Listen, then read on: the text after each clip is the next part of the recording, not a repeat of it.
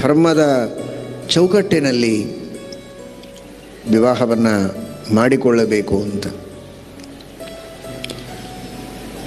ತಂದೆ ತಾಯಿಗಳ ಮನಸ್ಸಿಗೆ ಸಂತೋಷವಾಗುವ ರೀತಿಯಲ್ಲಿ, ಧರ್ಮದ ಸಂಪ್ರದಾಯದ ಚೌಕಟ್ಟಿನಲ್ಲಿ, ಯಾವುದೇ ರೀತಿಯಿಂದ ತಂದೆ ತಾಯಿಗಳು ಮನಸ್ಸಿಗೆ ನೋವು ಮಾಡಿಕೊಳ್ಳದೇ ಇದ್ದಂತೆ, ತಲೆ ತಗ್ಗಿಸದಂತೆ, ಸಮಾಜದಲ್ಲಿ ತಲೆ ಎತ್ತಿ ನಡೆಯುವ ರೀತಿಯಲ್ಲಿ ಅವರು ಸುಖವಾಗಿ ಸಂತೋಷವಾಗಿರಬೇಕು, ತಾನೂ ಸುಖವಾಗಿರಬೇಕು. ಆ ರೀತಿಯಲ್ಲಿ ವಿವಾಹವನ್ನು ಮಾಡಿಕೊಳ್ಳಬೇಕು. ಇವತ್ತು ಇದೊಂದು ದೊಡ್ಡ ಸವಾಲಾಗಿದೆ ಯುವಕರಿಗೆ.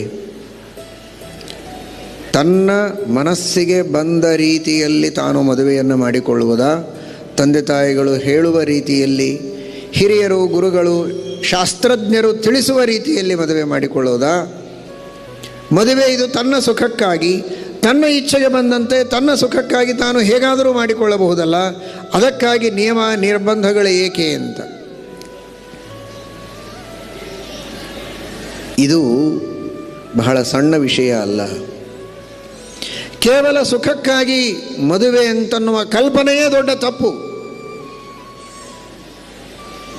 ಅದು ನಮ್ಮ ದೇಶದ ಸಂಸ್ಕೃತಿ ಅಲ್ಲ.